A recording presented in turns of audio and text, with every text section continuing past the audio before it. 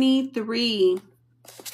So the knocking on the bathroom door woke me. I sat up, still in Chris's t-shirt, my head throbbing from the booze, my heart aching for Gloria.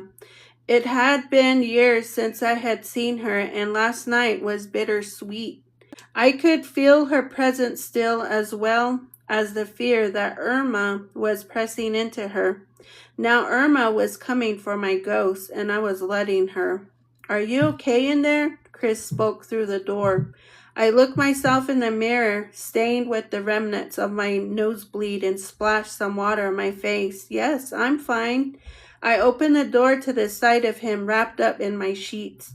"Do you know where I left my pants?" We laughed. It saved me from bursting out in tears and confessing everything. We walked out into the kitchen to search for the rest of his clothes. I just want you to know that I've never done anything like this before. I was embarrassed, both that I jumped on him last night and that I woke up on my bathroom floor. I haven't either, for the record. He smiled and picked his pants off my kitchen counter. "And this is yours too. I'm sorry." I began to remove his shirt, but realized that I had nothing underneath.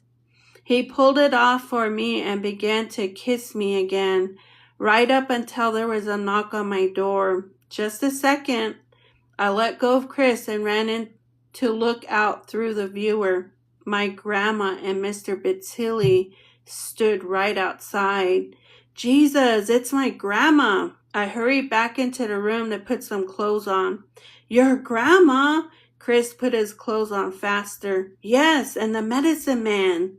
I fixed my hair into a tight bun and opened the door. "Is this a bad time?" Grandma asked, staring at Chris as he buttoned his pants. I threw my arms around her. "Grandma, it's never a bad time. What are you doing here?" I looked around my kitchen to make sure there was no articles of clothing lying around. "Mr. Bitzili, I'm really surprised to see you here, all the way to Albuquerque?" He too stared at Chris. "Who is this?" Grandma pointed at Chris, who was now in his coat with his backpack in hand. "My name is Chris." He extended his hand, which Grandma weakly accepted. "Chris, this is my grandmother and Mr. Bitzili. They both came from the reservation out by Gallup. I'm working out there in the next week or so doing some survey work for the highway. Beautiful place. I'll make you some coffee." "It was great to meet you all," Chris said, and I pushed him toward the exit. "I'm so sorry about that. I wasn't expecting them." "Don't be sorry. Next week, promise?" He handed me his phone. "Can I have your number?" I smiled as I entered the digits, still feeling the heat of embarrassment. He bent down to kiss me, then walked down my stairway.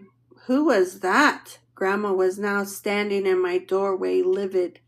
"Just a guy, Grandma." I moved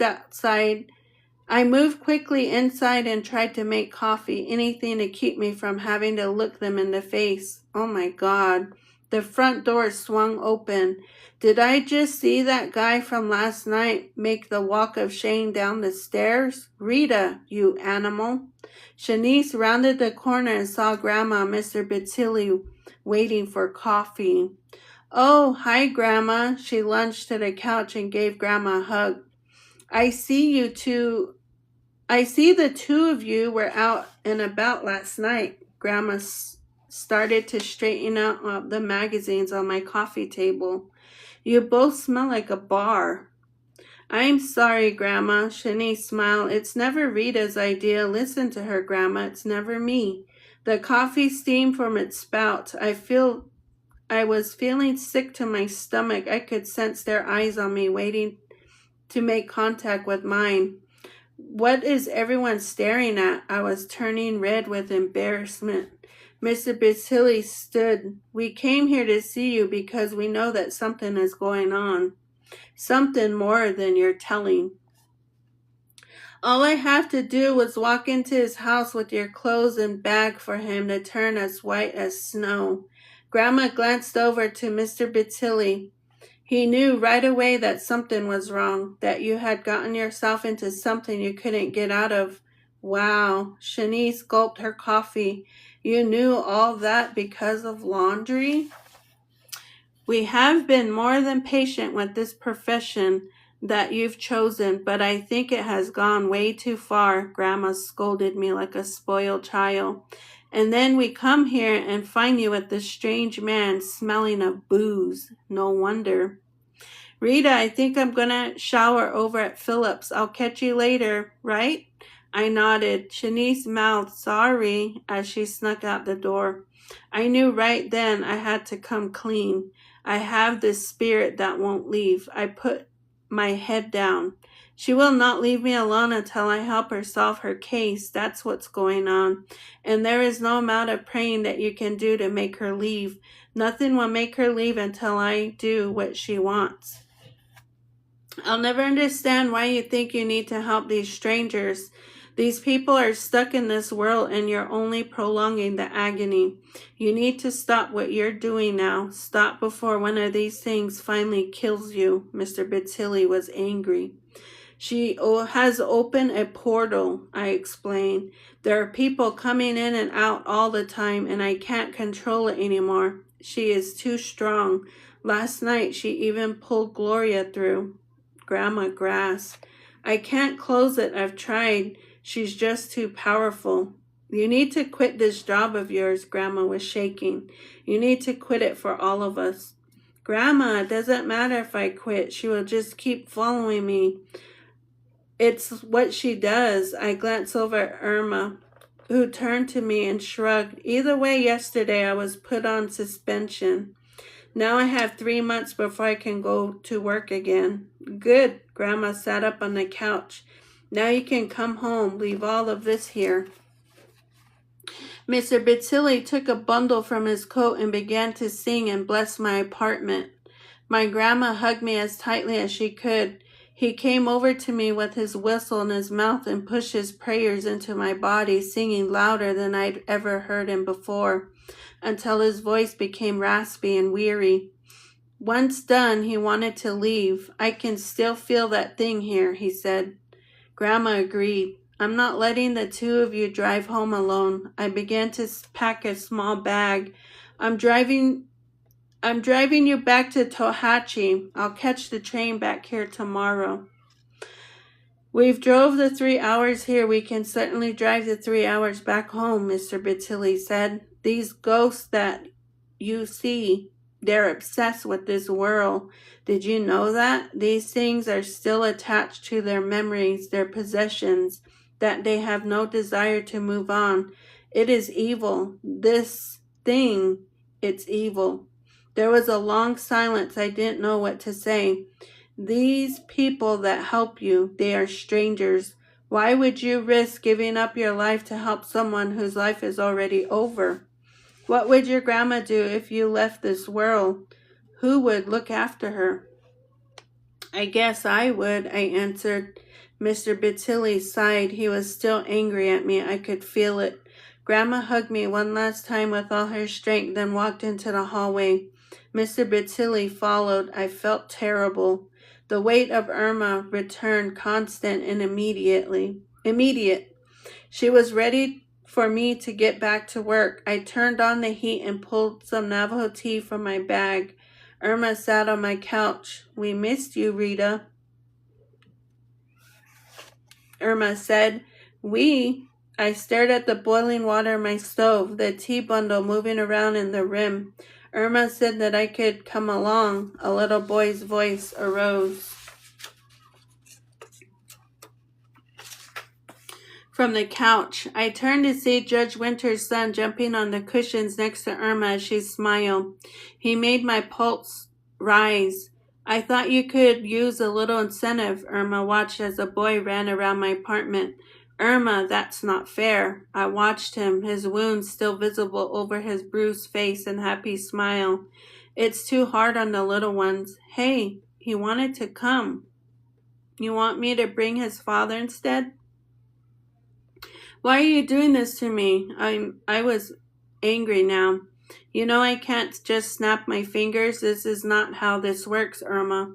I don't even have a job right now. What am I supposed to do? You're supposed to make sure the man who did this to you dies a horrible and deserved unaliving. Irma spoke like she was reading a bedtime story. Irma, we still don't know what happened to you. You don't even know. Isn't it your job to find out? I don't care what the police report says. I didn't commit suicide. I understand that, I said, but I don't understand why it matters anymore. You're unalived. Irma sat the boy on her lap. When I died, I left everything I had in the world. My little daughter's probably still wanting for me to come home from work. Irma began to radiate heat and put the boy down. They took me away from her, and if they tell people that I unalived myself, there'll be nothing left for her. What do you mean? I was working a good job, making good money, had insurance, all of it was going to my baby. If they say I unalived myself, she will get nothing, and the visit. After Maddie went to jail, they came and asked me where he hid it. I didn't know what they were talking about. Those men will keep coming back until they find whatever they're looking for. Irma's voice was pained. They could be looking through my house right now. I promised to help you, Irma. I poured myself a cup of hot tea. But you have to close the door. What you're doing isn't helping. Irma darkened. You're gonna figure out who did this to me, or I will make your life a living hell forever. The little boy stopped jumping. I hurled my cup of hot tea right through Irma's head and heard it shatter into a million pieces on the wall behind her. Irma and the boy were gone. Chapter 24. That White House was still with me when I woke in the morning. The final unaliving of that building was like a ray of sunshine, an exorcism of the memory that had haunted me for so long. It felt good. When I came home into the kitchen, Grandma was already sitting there, her newspaper open, legs covered with a blanket, the coffee boiled on the stove, the brown liquid percolating up through the glass opening on top of the coffee pot. Good morning, Grandma. I shuffled toward the stove. Good morning, Shawet. Did you sleep? I did. I slept better than I have in a long time. It's good to be home. I poured some coffee. Do you need some more? I held up the coffee pot. No, the doctors up at the clinic made me stop drinking so much coffee. It's not good for my stomach. I sat on the table with her and she passed me the carton section, just like she used to. I don't think Grandma really wanted to admit that I had grown up. I guess I didn't either. We stayed in silence as we read our sections. I didn't even recognize some of the new cartoons on the page. I guess it really had been a while since I had been there, but everything else has just as I remembered. The turquoise and copper containers for flour, sugar, and coffee. The matching bread box with my handwriting still all over it. The percolating coffee pot, the same dusty clocks. The only thing in that room that changed were me and Grandma, my body taller and both our bodies weaker. Grandma, is Mr. Malarkey still alive? No, dear. Mr. Malarkey unalive years ago. I think they said he had a heart attack, something like that. Poor man. What about the Photoshop? Is that gone too? No, the Photoshop is still there. There is an art supply store in there now, too, but the place is run by someone else, someone from another country. I can't remember which one. Grandma strained to remember, her eyes turning up to the ceiling.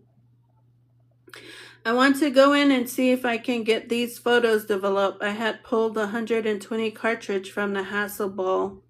I wondered about the mystery of the other photographs on the roll since I had only taken the last 4 or 5 of them. It was exciting to think about just how many pictures Mom had taken before she unalived. What had caught her eye? What would be revealed about her that I never knew? Grandma, let's go to town. I'll buy you some lunch over at Earl's. Earl's has gotten expensive. Where did you get money? I saved my money, Grandma, every cent from every job I've done over the years. I stopped when the memory came. Mom also used to give me $10 every time I got an A in school. Grandma smiled. Well, you must have a lot of money then. We headed out into the early sun, me at the wheel of Grandma's truck. The green and vibrant land that I remembered was now waterless and brittle. Little trailer houses and hogans dotted the landscape from the road to the hillsides. Every now and then I would see wandering groups of sheep move along the road, their pastures reduced to the occasional bush and spring of sagebrush. This place had changed, and not for the better. When we pulled into Gallup, I noticed so many new places. There were twice as many buildings, people, and restaurants. There was Chinese food and an Italian restaurant. There were rows of payday loan places and car dealerships. Hundreds of Navajos I didn't know were walking and driving on the potholed streets. Dozens of withered Indians held out dollar bills on the roadsides for anyone who would pull over and drive them home. It was the first of the month, so everyone was in town spending their grandma's Social Security checks. I knew that Grandma got money too, but I didn't want her to spend a dime of it. I wanted to take care of her. I wanted to stay with her for the rest of my days and make sure she never had to suffer any of the indigenities I saw in town. As I stopped at red light, I looked over at her, sleeping against the window. Her face was soft and flawless, her breath steady. Her hands, as always, were folded in her lap. I pulled up to Malarkey Building and turned off the engine. Grandma woke. She pressed at her hair and looked out the window. Are we here? She was already opening the door. I walked around to help her as she slowly moved her feet to the ground. I reached out to steady her. I'm fine. She pushed my arm when I offered it to her. Always the independent one. The building was just as I remembered, except that the new owners had an entire section set aside to make way for paper, pencils, paint, and canvases. The wall of films had been reduced, but the display cases were still full of shiny new cameras that I probably couldn't afford. All the pictures of Navajos on the walls remain. Can I help you? A young East Indian man came out from the curtain behind the counter. He was slight with narrow shoulders, a large deep-set eyes. He carried a sandwich hazardly in paper towels and foil. Yes, I was hoping that you might be able to develop this roll of film for me. I handed him the roll wrapped in a handkerchief. Wow, a roll of 120? I haven't seen one of these since I lived in Los Angeles. Do you live around here? Yes, I live on the reservation with my grandmother. I looked her way and saw her staring at the photographs on the wall. She adjusted her glasses, straining to see. And you have Hasselblad? Can I see it? I left it at home. I wouldn't have shown him anyway. Well, this roll might take me an hour or so. He bit into his sandwich. Okay, but please be careful with it. It's important to me. I really can't have anything happen to it. No problem. He pointed to a sign down by the register that read, "We care about your memories." Good, I said. I hope that's true. Grandma and I went to Earl's and sat at her favorite corner booth so that she can people watch. The place hadn't changed much, although it had expanded its western wall. Navajos still visit the tables selling their jewelry and pottery to all the customers. Grandma always wanted to buy everything. This day was no different. An older woman came up to us first, holding a velvet board with dangling silver and turquoise earrings on its surface. She had a beautiful smile and nodded overworked hands. I want to buy that first pair. Grandma pointed to the oval-shaped turquoise stones and silver bezels. $15, the woman said. Grandma handed her 20 and told her to keep the change. The woman smiled deeply and shook Grandma's hand. When the woman stepped away, Grandma shook her head. $15 wasn't enough. She probably worked on that a long time. Now put these on. I pushed the silver through the empty holes in my ears and felt the jewelry swing on my neck. So pretty, Grandma said. Grandma and I both ordered hot roast beef sandwich with mashed potatoes and gravy and cups of coffee. You're turning into an old lady. Her shoulders shook with laughter. We just have good taste, Grandma, I said as the waitress brought our steaming cups to the table. I added 4 small containers of cream and 2 heaping spoons of sugar. You haven't changed. You've just gotten taller. With that, we both laughed. It made me so happy to see her chuckling, to see the perfect white ridges of her smile. Anticipation of the developed role was almost too much. After lunch, Grandma stayed in the truck and read her Reader's Digest. I walked into Malarkey's and straight to the counter. Oh, hello, the man bellowed from the back room. I just finished a roll. I'll be right out. I walked to the counter display and looked at the dusty Polaroid, just like the one Gloria had brought home, with the same silver knobs and shutter button, the rainbow Polaroid sticker on its front. Gloria was weighing heavy on me. I couldn't shake her. I even smelled the faint hint of smoke in her hair and jacket. She was still with me. Here they are. They are 24 on the roll. Beautiful stuff. Did you take all these pictures? He was smiling. No, my mother took most of them. I only took the last 4 or 5. I can't remember. Well, that last one is doozy. Loved it. Here you go. He handed me the packet of photos in a black plastic container. Their weight was awkward. I had to take it into 2 hands. I could feel a lump in my throat rise and fall. My hands were damp with sweat and my mouth dry and cramping. Are you okay? He stood to look into my eyes. Yes, I'm fine, just a little anxious. I might have looked pale. I could feel my blood rushing to my feet. How much do I owe you? That comes to $40. Sorry. I had to add a little extra, for the rush and special care. One of the spindles on the film cracked, but other than that, all the photos were there.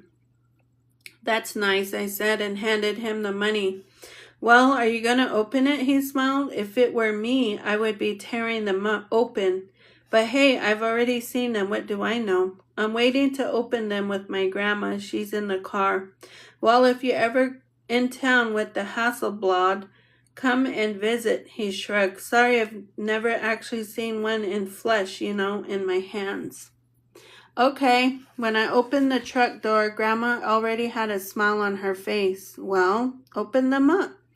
I jumped into the cab and pulled up the folded plastic. My fingers stuck to the back of the stack. The first photograph was of Mom. It must have been her first photograph with the camera, a self-portrait. I could see her hand clenched around the shutter cord, her finger pressed down. She wasn't smiling, but she had a look of wonder on her face, like she was trying to imagine the photograph burning in the emulsion.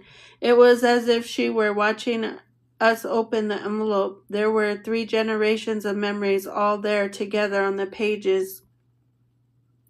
I could feel tears burning on my cheeks. She was so beautiful. I noticed Grandma was crying too. We looked at each other and smiled. Grandma, maybe we should save the rest until we get home. I think you might be right, she said. I pushed the stack back into the envelope. The road home was long and hot. The winter sun was surprisingly warm. In the cab, Grandma had dozed off again, holding the black envelope in her lap. With nothing to distract me, I couldn't stop thinking about the rest of the photographs. Although I knew Mom was gone, the first picture had really forced me to realize that her presence was no longer here. I felt slight that I could not see her. I was willing to give up my self-exorcism from seeing the ghost if it meant I could see my mom again. Once home, I helped Grandma to the bathroom, leaving the photos on the kitchen table. I put on some tea, staring at the envelope. I could hear laughter coming from it like a whisper. I picked up the envelope and held it to my chest, then laid the photos out on the kitchen table one by one. The first one was that Grandma I had pulled from the envelope this morning. Images 2, 3, and 4 were of my mom accidentally pressing in the cable release. Photos 5 and 6 were of Tohatchi from high above the town. I knew right where she was sitting when she took this picture on the west side of Cheska Mesa. Looking down at Grandma's house, the second was very wide, capturing Tohatchi and the still snow-covered peaks of the Cheska Mountains. On the top of the print, the clouds spread out over the peaks like melted marshmallows. The next 5 photographs were of Grandma. They were beautiful portraits. I had never seen her before, her Navajo blood shining deeply through her eyes. Photos 10 and 11 were of Grandma and Mom together. Mom was dressed in black t-shirt and gray vest with the khaki pants and boots. Number 10 must have been a random shot, my mom pointing to the lens and Grandma looking into it. But 11 was great. 11 was great. Grandma had her arm around Mom's neck, both of them laughing hysterically. Just seeing them made me smile. Photo number 12 was the Navajo lady with her hair pulled under a blue handkerchief. When I looked closer, I realized it was Mr. Bitsui, Grandma's neighbor. I realized Mrs. Bitsy, Grandma's neighbor. She was standing at her garden gate holding her shovel. Her dog, George Bush, sat by her side. Photo 13 was of George Bush, his mouth open in a smile but bushy tail wagging behind. Photo 14 was of Jasper, the Laguna Pueblo man who sold bread halfway between Tohatchi and Gallup on Saturday afternoons. It had been years since I had seen him. Photo 15 was the Welcome to Gallup sign with an elder holding a wrinkled dollar bill in his left hand and came in his right, trying to hitchhike somewhere. 16 was of the man getting out of my mom's car. In the background, you could see the yellow and blue squares on the Indian hospital on top of the hill. The next photo was of me sleeping at my desk in my room, my face pressed against some homework, hands flat. I had no idea how she'd taken it without waking me, but she hovered above me, catching the perfect shimmery of light circles coming from the lamp bulb and the serpentine coils of hair that spread out from the top of the head. A large lump in my throat rose when I saw image 18. It was the one she took up on the canyon the day we played hooky. The next picture was the one I'd taken of her, the backdrop, nothing but the blue sky and white clouds. The next photo was one we took together. The frame skewed, the background asymmetrical, but the smiles balanced. I could finally see myself in her. The smile and the face in the same identical shape. Image 21 was of Grandma and me standing out in the front of the house Mom died in. We could see the exhaustion on our faces. The bare space called out my mom's name. You could see my own arm, extended arm with the cable release in hand. Imagine 22 years of Grandma's house. The second I came home had perfect fence, her newspaper mailbox. 23 was the picture I took of Grandma sitting at her table, capturing the curtains floating. Her coffee mug streaming her smile, her pin curls and the scarecrow clock ticking. I pulled 24 out and stared at it for a long time. It was the White House that had terrorized my dreams for years, consumed in flames. Trails of flame bled deep into the stars. The eyes and mouth of the house billowing with fire, the smoke coiled at the corners. The bathroom door closed behind me as Grandma came up and touched the small of my back. She gasped when she saw all the photos spread out on the kitchen table. all in order by the image number. She kept her small handkerchief over her mouth and cried and laughed at the photographs that my mother and I had taken. When she came to the last one, she hugged me until I couldn't breathe. We went to bed that night in silence, leaving the pictures on the table. Chapter 25. I had a few months of vacation coming up, but Irma was never going to let me rest. I had no idea how I was going to change her report, especially now that I had no access. No one cared about what had happened to her, and that was the tragedy. Garcia wasn't going to help me. He called that case before he even finished picking Irma off the freeway. I was going to have to find out how he was connected to her on my own. I thought of Mr. Blazer, the medical examiner who had been at Irma's scene. He was a forensic pathologist and at work for Albuquerque Police Department as a field deputy medical investigator for years before coming to the ME's office. He was in his 60s and liked to wear Grateful Dead shirts under his lab coat. He also narrated his autopsies like crime novels and tried to make you smile if you had to be part of it. When I had the chance to work with him in the field or in a lab, I always learned something new. He was eager to teach me. I knew if anyone would be straight with me, it would be him. I tried to call him, but it went straight to voicemail. I had to visit the office of the medical investigator at a regular basis since I started. I hated it. I managed to get my car to whine and rattle to start and sat in the garage listening to my police scanner, letting the beast warm up.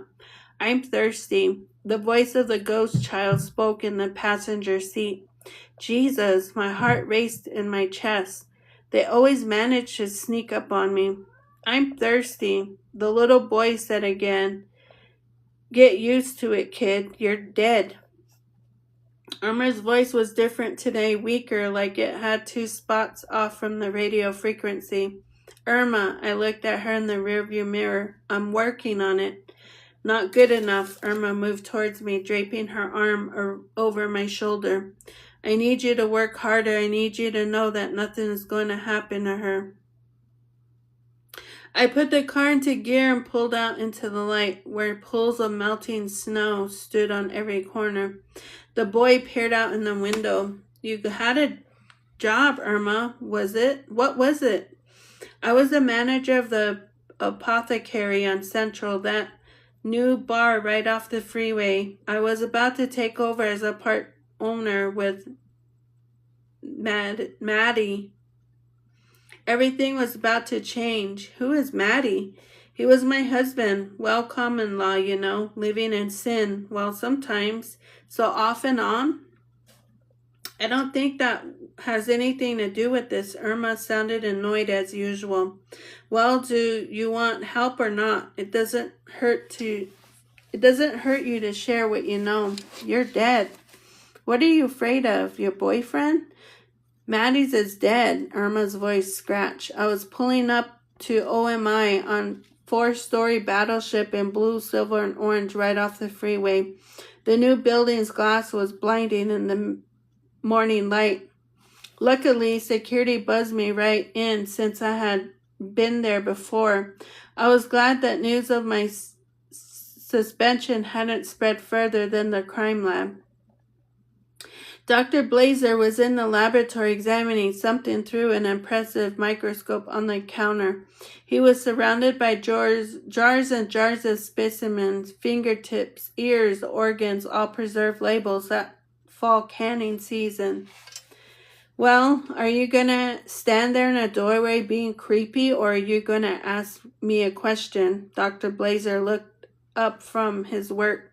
Rita, it's been a while. I thought you didn't like it out here in the lab. A forensic worker who hates OMI? I smile. I like irony.